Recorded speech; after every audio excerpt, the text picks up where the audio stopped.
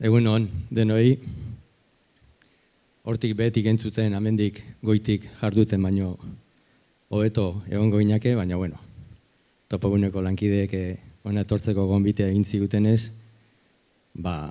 besteok ere eskean sarri jarduten du eta eskaintzen ere jakin egin behar du eskatzen duen horrek. Egun on, bai hemen bildu zeaten hoi eta baita ordenagailuen beste aldean zaudeten guzti hoi ere. 2019ko abenduan jaso genuen Elgoibarko euskalgintza eta kulturgintza artikulatzeko proposamena. Digitaliadea enpresako Gotzon Barandiaranek jarri zigun mahai gainean, eta hasiera baten harrituta geratu ginen, bai Elgoibarko udala eta bai Elgoibarko izarra. Aurkezleak esan dio Elgoibarko izarraren kontua dela, baina ez da gurea bakarrik. Elgoibarko udalak eta Elgoibarko izarrak elkarlanean eta batera egin dugun zerbait dara. Esan dizuet harrituta geratu ginela, guk Gotzoni beste enkargu bat egin geniolako. Eta enkargu horren, lan enkargu horren berri ematera etorri zenean, esan zigun Elgoibarri haundira joteko ordua iritsi zitzaiola, iritsi zaiola. Egenekien oso ondo haundira jote horrek zer esan nahi zuen, musean ez gera sarri jardundakoak, baina enbiduari eustea erabaki genuen udalak eta Elgoibarko izarrak. Gotzonek esan zigun urrengo zeregina zela Elgoibarko kulturgintzaren da euskalgintzaren diagnosia sakon bat egitea, eta aurrekontua ere zenbatekoa izango zen aitatu zigun. Udalak zorionez onartu zuen aurrekontua, eta ate guztiak irikita geratu ziren nolabait Elgoibarko euskalgintza eta kulturgintza bateratzeko, artikulatzeko, txirikordatzeko prozesua martxan jartzeko. 2008ko otsaila izango zen, Gotzonek esan zigunean, diagnosia lan hori Gorka Arrese izeneko batek egingo zuela. Garai hartan ez genuen Gorka Arrese zeintzen ondo egia ezagutzen, baina ez genion traza txarrik hartu.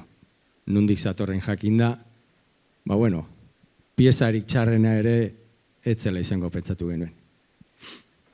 2008ko otsaila izango zen, gitxora bera dena prestatzen hasi ginenean, eta ez dago esan beharrik 2008ko martxoan zer etorri zitzaigun. Hor ikuste zaitu edanok buruari hola egiten.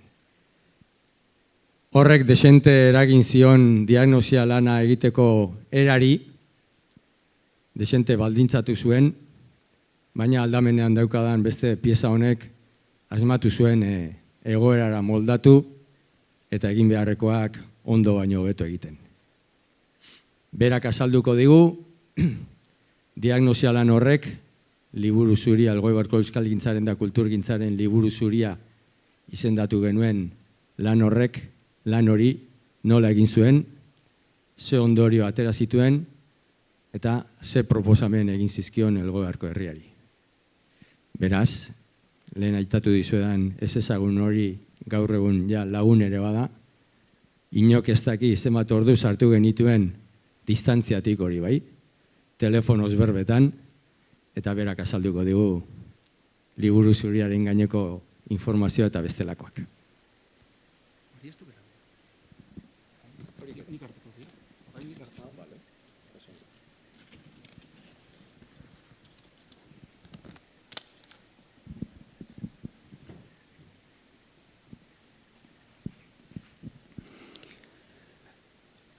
Organismo biziak eta konplexuak dira hizkuntzak.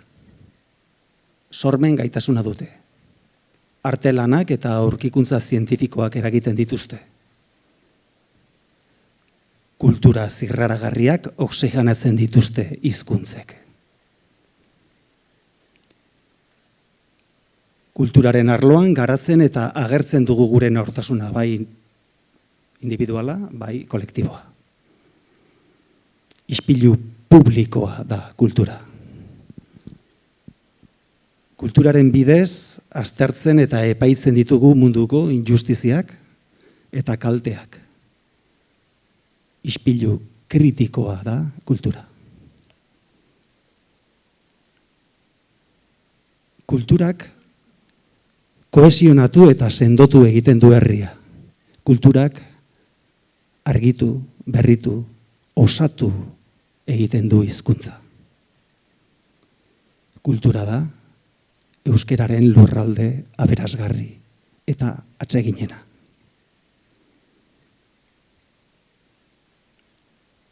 Munduko pertsona guztiak berdina gara.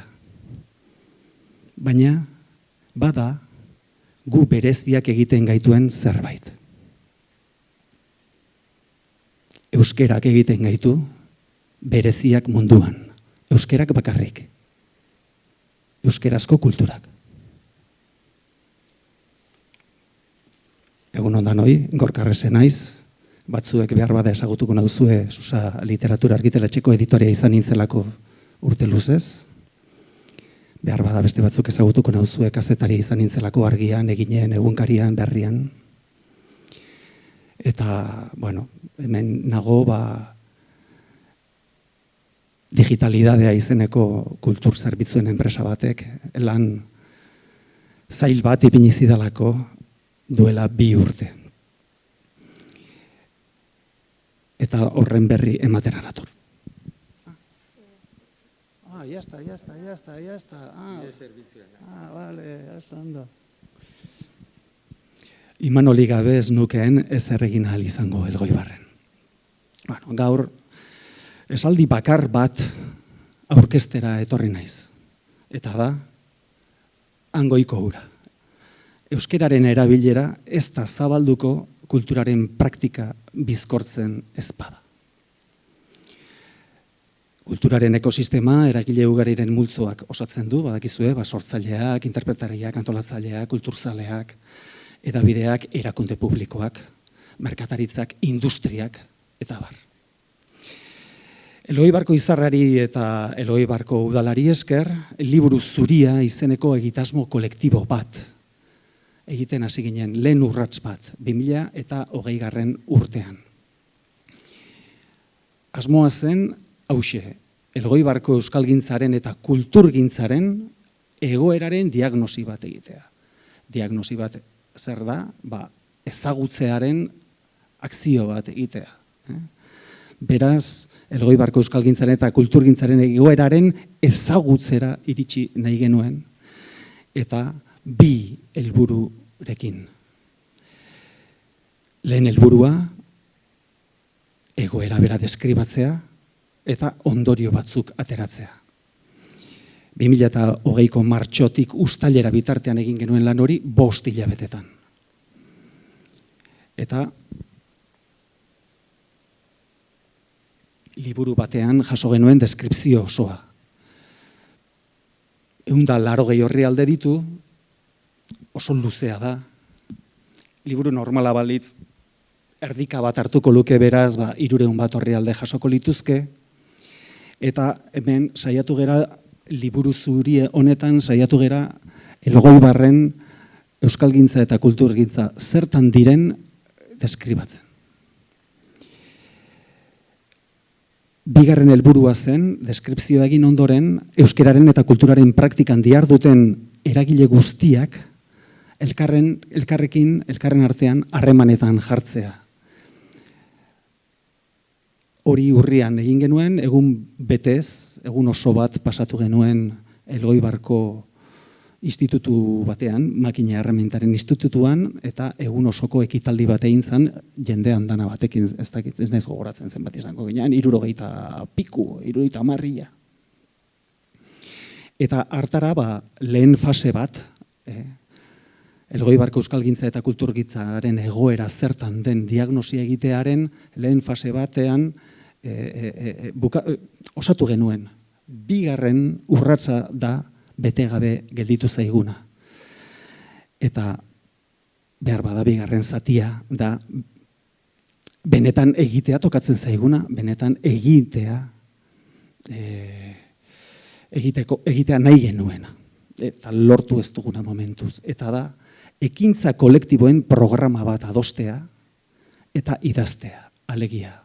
Eragile guztien artean elkar ezagututa, jakinda nork zer historia duen, ze baliabide dituen, ze aurrekontu, zenbat jende, elkarte bakoitzak edo norbanakoak direnean bakarka, denen artean adostea herriarentzat, euskalgintzarentzat eta kulturgintzarentzat programa bat.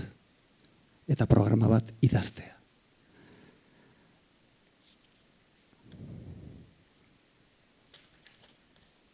Berdin du, ez dira urrutira joango.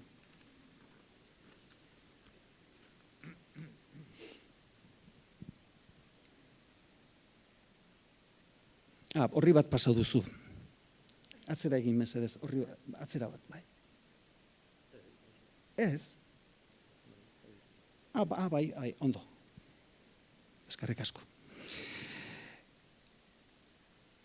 Diagnosi hori osatzeko, 38 elkarrizketa egin dituen. Erakundeak eta elkarteak eta taldeak ziran 28 eta 10 ziran norbanakoak. Zer esan nahi du horrek? Herriko edabidea, Barren, edo Elgoibarriko Izarra bera, musika eskola, arte eskola, musika banda, musika taldea, txaranga, dantza taldeak, zinekluba, liburu denda, liburutegi, antzokia, musika, euskaltegiak, ikastetxeak, ludoteka, gaztelekua, udaleko euskera eta kultura sailak eta bar. Eta gero, norbanakoen artean, badakizue, idazlea, musikoa, bertsolaria, hizkuntzalaria, filosofoa, jostuna, oso garrantzitsuan ere ustez. Bai, dudarik gabe, denok jantzita gaude. Animalia bakarra, jaztea premiazkoa duena. Eta prozedura zein izan zen, aurrena bakoitzaren lan espazioa ezagutzea. Zuk ezagutzen ez baduzu nork non lan egiten duen, ze taldek ze espazio betetzen duen bere jardunean, nekez egingo duzu haren ezagutza. Orduan, lehenik egin nuen, Elgoibarko zinegotzi batekin, udaltzain gora joan ginen, eta giltza mordo bat hartu genituen, eta herriko toki guztiak ezagutzera joan ginen. Berak ere ezagutzen ez zituen toki batzuk ezagutu nituen, eta badakit, badirela toki batzuk oraindik Elgoibartarrek ere ezagutzen ez dituztenak. Eta hala, 2 maratoi egin genituen, leku guztiak ezagutzen, nik ezagutu nintzen, antzerki taldea non zen, eta ze espazio erabiltzen zuen, ze biltegi zuen, edo dantza taldeek, berdin musika eskolak erraldoia da. 4-5 pisu ditu, 2 astensore, komunak mordo bat. Halaxe aurrena, bakoitzaren lan espazio ezagutzea izan zen, prozeduraren lehen urratsa. Eta ondoren, 38 elkarrizketatu horiei, galdetegi bat pasatu nien, 40 galderarekin. Beraz, lana oso exigentea zen. 40 galdera ez nola nahikoak, eta orduan bakoitzari denbora asko eskatu nion. Garai hartan, nire asmoa zen, buruz buru egitea, galdera erantzunen jasotze hau, etzen posible izan, eta bakoitzak bere etxean eta telefono bitartez eta horrela osatu genituen galdetegi hauek. 50 galderak 3 multzotan antolatuta daude. Lehen multzoak adierazten du nor den nor, alegia galdetu nien nor zarazu. 2. galdera zen zertan diharduzu.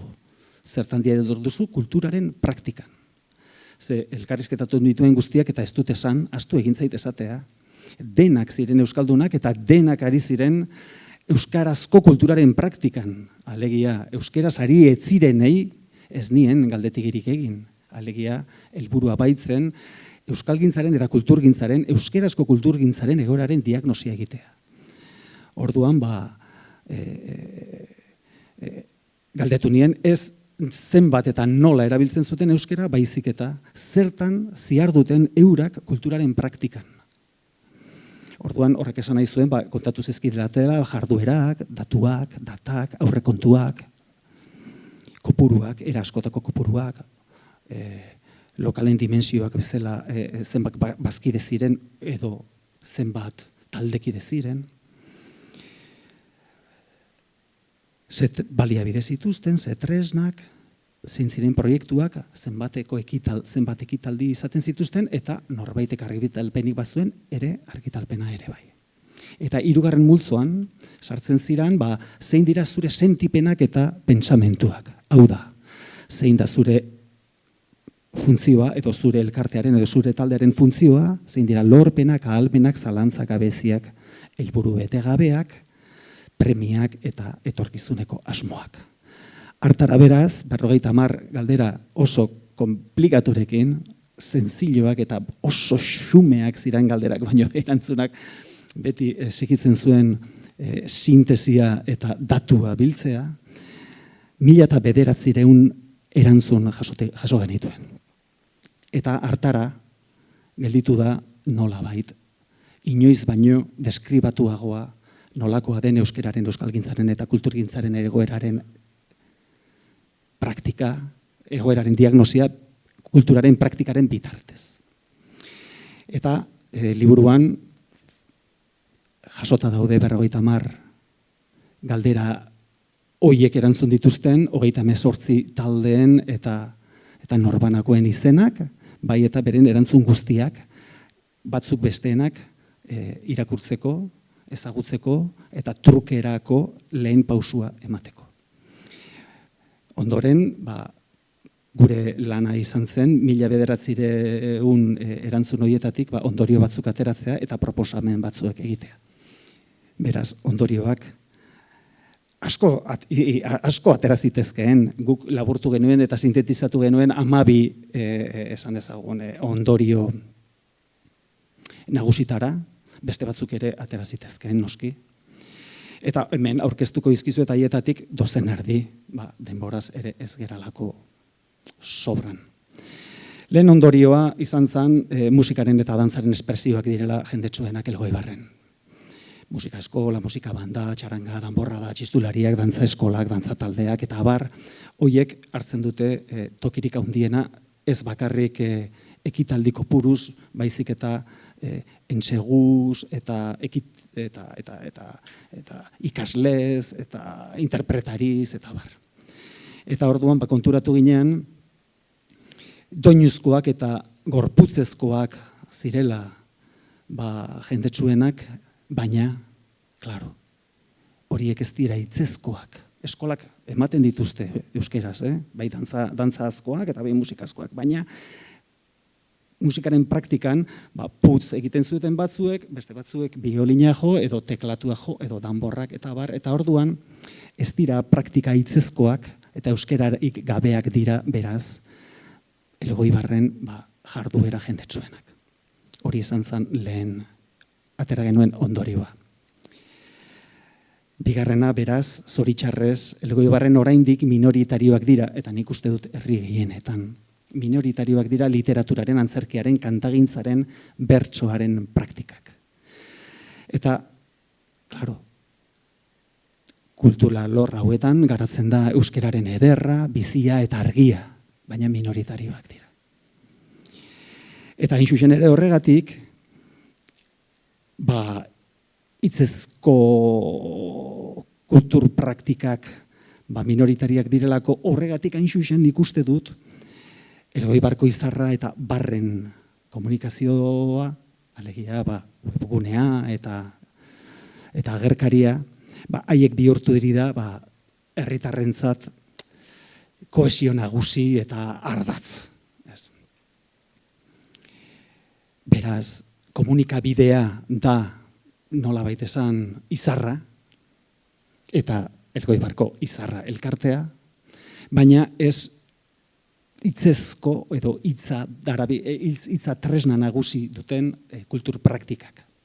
Eta hor, desekilibrio, desoreka handi bat ikusten da. Bestalde Elgoibarren euskararen jardunean, euskalgintzan eta kulturaren praktikan diharduten elkarteen euren artean oso berri gutxi dute. Alegia, sortzaileek, taldeek, elkarteek, erakundeek, bai, batzuk eta besteak ezagutzen dituzte, baina esango nuke biztaz ezagutzen dituztela eta ez zein diran haien praktikan dituzten zailtasunak, asmoak eta helburu bete ezinak eta olakoak. Ez da sortu toki komun bat edo bulego bat edo kontseilu bat Elgoibarren sekula, kultureragileen artean trukea gertatu dedin eta koordinazio on bat. Zorionez, adibidez, badute, adibide bat ipintzearren, adibide oso garrantzitsu bat ipintzearren, emakumeen kontseilua. Emakumeen kontseilua dute Elgoibarren. Eta hori oso ondo dago. Baina zoritxarrez, hainbeste urte kulturaren praktikan Elgoibarren eta ez dute kulturaren kontseilua. Eta beste ondorio bat, euskeraren eta kulturaren praktikaren deskribapenik eta mapa osaturik ez dago. Elkarten izaera, jende kopurua, antolamentuak, azpiegiturak, baliabideak, aurrekontuak, diru laguntzak egitarauak, sortzaileen eta interpretarien zerrendak, argitalpenak, argitalpenen bildumak, komunikazio tresna, kulturan espazioak, eta bar, ez daude ongi deskribatuta edo deskribatu gabe daude. Guk nola bait gure diagnosi honetan neurri batian deskribatu ditugu, oso neurri txikian oraindik, eta olako deskribapenak eta mapa osatuak herririk herri egitea, Elgoibarren kasua ari gara esplikatzen, baina herririk herri egitea, oinarrizkoa da. Horiek izan ziren dozen erdi ondorioak, luzenoa, zenbat demora daukagu? Bueno, eta proposamenak. Proposamen batzuk egin genizkien, eta lehen proposamena izan zen, importantea izango litzakela emakumeen kontseilua duten bezala, kulturaren kontseilua edo kulturaren bilgunea sor zezaten, horrek esan nahi baitu, kulturaren eta euskararen agenda premia batzuk badirenez, adibidez gitarau koordinatu bat, argitalpen bateratu batzuk egitea, webgune bat, sare sozialak ondo koordinatzea, zergatik ez aplikazio teknologiko bat, kulturaren bilgune bat behar luketela. Beste alde batetik, beste proposamen bat izan zen, 20 urte ia pasadira, mende berri batera igaro erala, batzuk ez gera konturatu ala ere, baina 20 urte badira, eta urte hauetan, kulturan eta euskararen historia herrian nolakoa izan den egitea premiazkoa da. Kultura eta euskararen praktika kontatu eta transmititu egin behar da, gutxienez 20 urtez behin. Nire alabak 20 urte ditu, jaio zenean 0 zituen, noski. Lehen 5 urteetan, etzan herriaren kontzientziarik ez zuen, behar bada familiarena. 10 urterekin herriaren kontzientzia zuen, baina ez oraindik euskalgintzaren praktikaren edo kulturaren praktikaren kontzientzia bat. 15 urtekin ja bai, eta 20 urtekin suposatzen da, nire alaba izan ditekela, ez dizuet esango, zer, baino izan diteke idazlea, bersolaria, kantaria, musikoa, dantzaria eta bar, ez? Baina bere 20 urteetan, bere bizialdiko 20 urteetan, alegia mende honetan, euskerazko kultura eta euskeraren praktika nolakoa izan den herrian, nire alabak ez du ezagutzen, ez delako horren deskribapenik egin, ez dira kaiera batzuk, edo ez dakit zer esan, guk kaiera batzuk proposatzen genizkion Elgoibarri kontatzeko, zer gertatu zen musikarekin, zer gertatu zen literaturarekin, zer dantzarekin, zer antzerkiarekin, zer gertatu da 20 urte hauetan. Joan gabe, 20. mendera, 80 urteetara joan gabe, azken 20 urteetakoa, eta egin dezagun urrengo 20 urteetakoa, urrengo 20 urteak pasatzen direnean, ze bestela transmisiorik bat ere gabe gelituko era betiko. Eta hori ezin dio bere buruari permititu herri batek. Bueno, ustez. Baina ez da herririk herri hori egiten. Beste proposamenetako bat izan zen, bizkortzea, burua bizkortzea. Zertan, klaro, herriko egitura askotan urte luzetan lanean ibili izan dira personak, ez? Liburuzaina, esate baterako. Edo udaletxeko kulturteknikaria. 30, 40 urte badira lan horietan hasi zirela. Orduan gazteak ziren, orain ez hainbeste. Baina laizter beste batzuen txanda izango da. Eta txanda horiek egin beharko dira garai oso berrietan eta berritasunez betetakoetan. Eta bizkor eta tentuz erreakzionatzeko premia dago, tokatu egiten da, eta nik uste dut herri horretan ez ezik, Elgoibarren ez ezik, herri askotan gertatzen dela, 30 eta 40 urtez lanean jardu duten jendeari txanda hartu behar zaiola. Eta herri batzuek ez dute nahiko atentuz eta bizkor erreakzionatzen. Elgoibartik Deba ibaia pasatzen da eta zubi mordoa dituzte. Eta badakite ongi, zein funtzio duten zubiek, badakite zer diren zubiak. Baina gure ustez, herrian zubigile bat izatea komeni zaie. Ararteko moduko bat. Zer da ararteko bat, kultura artekari bat. Arduratuko dena sortzaileez, eragileez, taldeez, elkarteez, erakundeez, denen artean konexioak egingo dituen persona bat. Denei laguntzen jarduko duena, denen berri jakiten eta besteen berri ematen batzuei eta besteei. Eta bukatzeko gure proposamena beste batzuk ere baziran. Hemen labur bildu eta sintetizatuta 5 bakarrik ekarri ditut. Industria. Industria kultura da. Teknologia da. Ezagutza da, jakintza da, sormena da. Denok gara neurri batean geure buruaren industrialak.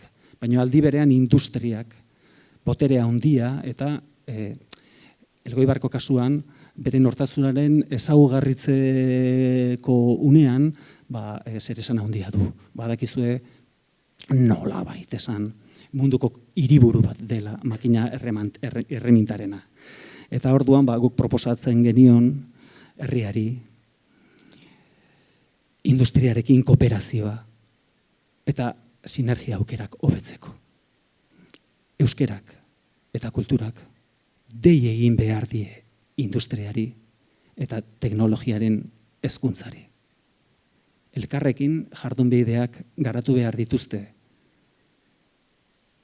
Elgoibarko aukerak baino berik gutxi dago Euskal Herrian.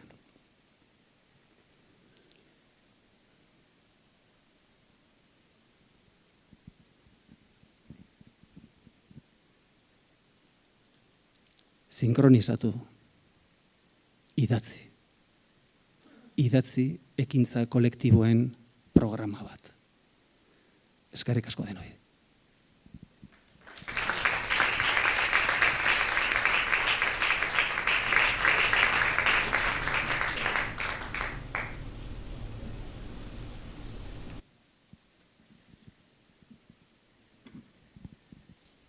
Ze denbora daukat, Garazi? O Baresi, barkatu? Pentsatutakoa moztu beharko dut orduan, Gorkaren erruagatik. Hainbeste ordu sartuta gero emozionatu egiten da, sentitu egiten du, eta ez da ofren hori jartzeri mutiloni. Bueno, badaukagu diagnosia, jaso ditugu ondorioak, ezagutzen ditugu proposamenak, eta orain zer? Nondik hasi? Zela berraktibatu urtebete inguru dagoen prozesua, geldi dagoen prozesua. Behar bada Gorkak proposamenean aitatu duen kontu batekin hasi beharko ginateke. Garai batean gazteak ginenak zahartu egin garela dio Gorkak. Arrazoia hoeka. Eta behar da neuretik hasita jende gazteari tokia egin beharko genioke edo egin beharko nioke. Baina ez dakit zaharrei eutzi eta gazteak fitxatzeko aukerari badukagun. Ez esango nuke. Beraz, eta egon daitekeen zaharruzaina apur bat bada ere arintzeko, egin behar duguna gazteak inguruan hartuta egin beharko genuke. Lau idei azkar. Zarean egin behar dugula sinistu behar dugu. Elkarrekin eta elkarrentzat. Zarean antolatu eta zarean egin. Laboak esan zigun moduan, bakoitzak urraturik berea eta denon artean geurea. Bakoitza berean badiar dugu Elgoibarren eta jarraitu beharko dugu, bakoitzak berean, baina denon artean egiteko hori falta zaigula uste dut. Herri moduan pentsatzeko. herri moduan erabakitzeko, herri moduan egiteko, batera eta norabide berean. Baina bat bagina moduan, ez dakit, bilgune bat den sortu behar duguna, mai baten bueltan eseri behar dugun, Elgoibarko Euskararen Kontseilua den irtenbidea, ez dakit, baina batuko gaituen zerbait behar dugu. Elkarrekin eta elkarrentzat. Enekoitz ez nahola azpeitiarrak laskaon eman behar zuen hitzaldi baten kartelean ikusi nuen. Estrainekoz. Elkarrentzat hori. Atentzio eman zidan. Elkarrekin bai, elkarrekin ezagunagoa da. Euskalgintzatik sarri joten dugu ara eta ona elkarlan eta aliantza bila. Baina elkarrentzat irakurtzeak atentzioa eman zidan. Zerbait berria esan nahi zuela somatzen nion Enekoitzi. Izan ere, euskalgintzatik zenbat aldiz joan gara inorengana zerbait nahi duen galdetzera. Zenbat aldiz jardun dugu elkarrentzat.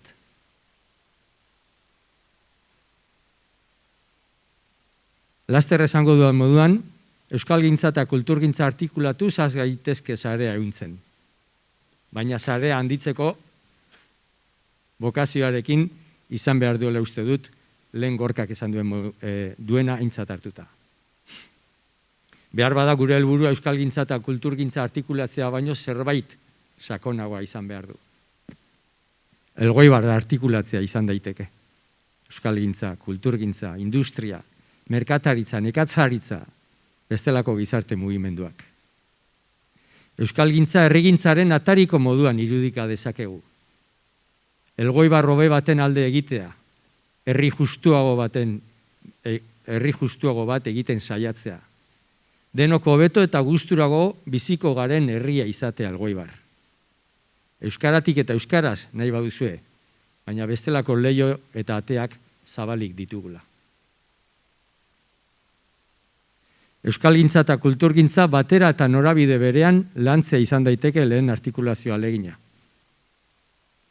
Euskalgintza kulturgintzaren mesedetan eta alderantziz. Izan ere, zenbat eta euskaltzaleagoak izan, orduan eta kulturzaleagoak izango gara. Eta zenbat eta kulturzaleagoak izan, orduan eta euskaltzaleagoak. Bai norbanako moduan eta bai herri moduan ere. Aspaldi entzunero irakurri nion Jon Sarasuari kulturgintzak euskalgintzaren energia iturri izan behar zuela. Txerta dezagun kulturgintza euskalgintzaren zainetan. Pentsatu beharko dugu hori zela egin daiteken.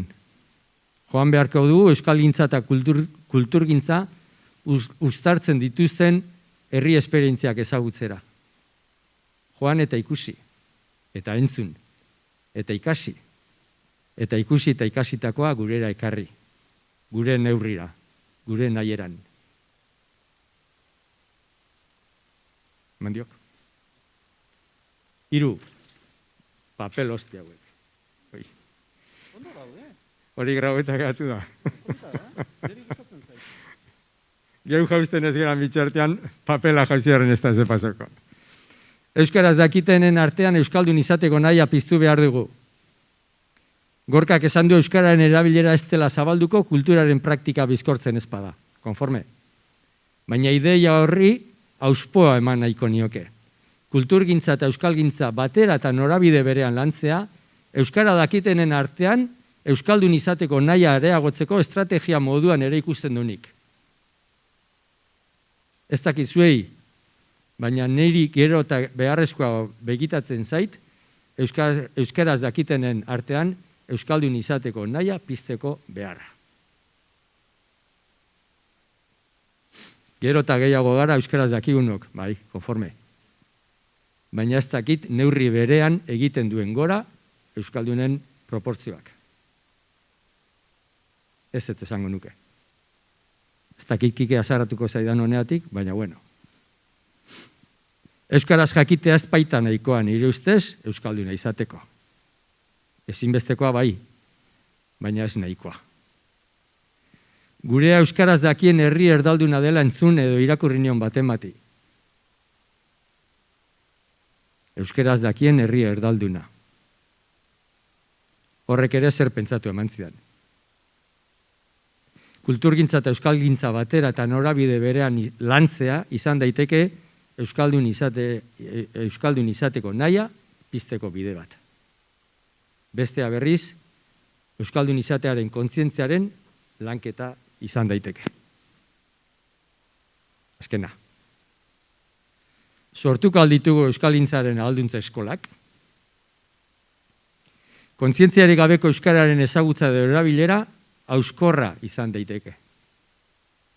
Nerea Ibartzabalek euskara ala eskara jardunaldian eman zigun horren adibide bat.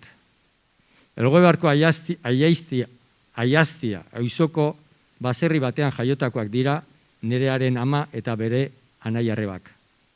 Baserrian bizi izan ziren artean, euskara baino etzen entzuten haien etxean. Gerora baina, basarretik irten eta batera eta bestera bizitzera joaten hasi zirenean, eta batez ere gurasoak hil zirenean, gaztelaniaz egiteko joera nagusitzen hasi zen. Aitaren anai batek berriz, Ameriketara joan eta euskararen transmisioa eten zuen bere etxean. Lehengusuekin ingelesez hitz egiten du nereak. Kontzientzierik ezean, erabileraren aria errez eten daitekela esan nahi zigun Bizkaiko bertsolari txapeldurak. Euskararen ezagutza eta erabilera kontzientziarekin jantzi behar ditugu. Horretarako besteak beste, formazioa, divulgazioa eta ahalduntze eskola sustatu behar ditugula uste dut. Formazioa biziko bagara jantzi beharra daukagulako. Divulgazioa duela gutxi etorri zitzaizkidan bi bazkide esaten haien euskaldun izateko nahia xamarrekin piztu zitzaiela. 20 orduko euskal kulturgintza tradizionalaren gaineko ikastaro bat egin ondoren sentitu eta ikasi zutela euskaldun izateak zer esan nahi duen. Ahalduntza eskolaren idea berriz Txerra Rodriguezi harrapatu diot bere tesi lanetik. Ez dakit noiz, nork eta nola, baina euskalgintzaren ahalduntza eskola prestatu ero sortu behar dugula uste dut. Bai Elgoibarren eta bai Euskal Herrian. Feminismoak bere ahalduntza eskola sortu duen bezala. Jende ahaldundua behar dugulako. Entitate ahaldunduak. Agintari ahaldunduak. Herri ahaldundua. Zertarako? Pentsatzen duguna esateko. Esaten duguna sinisteko. Sinesten duguna egiteko. Egiten duguna sinisteko. Finean, egunen batean, izan nahi duguna izateko. 60 urte beteko ditu Elgoibarko izarrak datorren urtean. Ederra litzateke, Gorkak esan duen bezala, programa idazten hasita egotea ordurako. Urtebete inguru daukagu, zer nahi dugun erabakitzeko, nondik hasiko garen erabakitzeko, eta zer eta zelan egin nahi dugun adeusteko. Hori zuei esateko ekarri dudana, baten bati entzundakoak barruan zerbait mugitu badio, kasu egin, eta badakizu atea non jo. Topagunean, digitalidadean, ero Elgoibarren bertan. Badakit hizkuntza asko ikastea eta jakitea balioan dagoela, ezer izan nahi duenak hizkuntzak jakin behar dituela, baina gaur eta hemen, da zuen baimenarekin, euskara baizik etzekiten haiek ekarri nahi ditut gogora. Euskara baizik etzakitenak eta euskara baizik ez dakitenak. Behin eta berriz esan eta entzuten dugu, dagoeneko ez dagoela euskaldun elebakarrik gure herrian. Oraindik geratzen dira batzuk. Eren egun hil zen hoietako bat, gure tio, euskaldun elebakarra, tio Ramon. Eta etxean ere, badauka nik olakorik, aitaren kasuan adibidez, eta ama ere bastante. eta seguru nago zuen inguruan ere izango dela olakorik, naiz da gure estadistiketan azaldu ez. Haien oroimenez eta haien omenez. Eskerrik asko.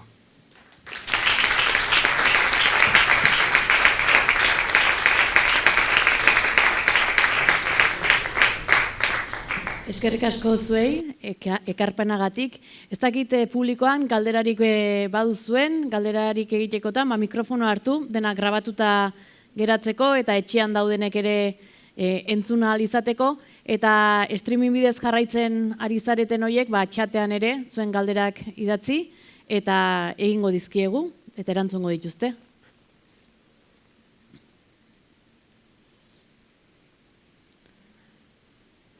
Zago galderarik? Bai, Joanak.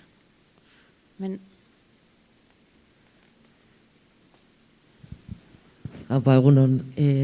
Ni kuriosidadeakot jakiteko Elgoibarren kulturgintzaren eremuan kokatzen zian eragile horreik, ia gonbite hau nola jaso eben. Nola bait, ez? Guk euskalgintzatik edo kokatzen dugu behar izan hori, eta ikusten dugu zubilan hori eta sinergia horiek kulturgintzat euskalgintzaren artean eman behar diala. Eta kulturgintzaren eremuan kokatzen dian eragilek, gonbitea bintzatzuenean diagnostiko hau egitera eta apur bat, euskalgintza kulturgintzaren eremu horretan nola aztertuko dugun, nola landuko dugun, zen norabide hartuko dugun. Kuriosidadeakot jakiteko, zer reakzio sortu zian hor? Bueno, lehen reakzioa harridurazkoa izan zen. Ez zuten ulertzen zein zen egitekoa. Ez egiten ere nortziren batzuek, alegia, ez zuten beren historiaren deskripzioa ere sekula egin. Eta orduan, hasiera baten iruditu zitzaien inspekzio bat egitera egindua zela. Eta orduan, esan dezagun bi pausu atzera eman zituztela. Edo errezeloz begiratzen ditutela. Esplikatu ezkero xume zein zen asmoa eta haiek ez zituela asko konprometituko, bigarren urratsa izan zen adieraztea gure helburua zela kulturako jendeak zituen kezkak. Elkarren artean trukean jartzea. Galdetzen nien, ia zuk esautzen dituzu antzerki taldekoek ze arazo dituzten. Ez, haiek ere zureak zein diren asmo betegabeak edo helburu ezinezkoak eta orduan berehala ohartu ziren eta orduan atzera emandako bi pausuak berehala eman zituzten aurrera, baina horretarako herri guztietan behar da nolabait esan lider bat. Zer da lidergoa kasu honetan? Albada elkarte bat, Elgoibarko Izarra, eta hori lidergoa edo egia esan herrian nor da, behar bada izango dalako Euskal Herriko Euskal Elkarterik antxinakoena, ez? Hortxe. Eta oso txertatuta dago herrian euskaltzaleen eta kulturzaleen artean. Orduan, Elgoibarko Izarrak gidatzen zuela udalarekin batera jakiteak asko lasaitu zituen. Baina batez ere, Imanol, beti nire ondoan egongo zela eta nik egingo nituen akzioak edo nik hartuko nituen erabakiak edo nik egingo nituen galderak bere jakinaren gainean egingo nituela, horrek konfiantza handia sortzen zuen. Horrekin esan nahi dut, hau ezin diteke edozein herritan egin, baldin eta herri horretan ez badago denek rekonozitzen duten lider bat. Albada elkarte bat. Eta batez ere, elkarte horretako, esan dezagun, persona ikurra, konfiantza ematen diona mundu guztiari. Orduan, claro, lan kooperatibo badau, denbora guztian kooperazioan ibili beharreko lan bada, eta horretarako, ni enitzan personarik aproposena alde batetik, teoria aldetik bai, ez? Eta lana aurrera eramateko gaitasunagatik ere bai, baina nik ez nuen aski lidergorik eta ezinbestekoa zen, Imanol Larrañaga beti izatea nolabait esan gure itxasargia, Elgoibarren Izarra. Horrek bakarrik posible egin zuen, lan handia egitea hain denbora gutxian, eta baldintza, esan dezagun, osasun, egoera ekonomiko zailetan. Itxialdi bete-betean, ere harrapatu gintuen, baina, bueno, Imanoli esker konfiantza garradu oso altua sortu zen. Eta gero, lana bukatutakoan, arrakasta handikoa izan zen, urrian, denen artean egin zen bilkura. Eta tailer praktiko oso politak egin ziren, Topaguneko langile batek asko lagundu zigun, Aldabaldetrekuk, eta tailer, esan dezagun, oso biziak izan ziren. Oraingoz ez du galdera gehiagorako denborarik, aurrera jarraitu behar dugulako, eskerrik asko Imanol eta eskerrik asko Gorka, zuen ekarpenagatik.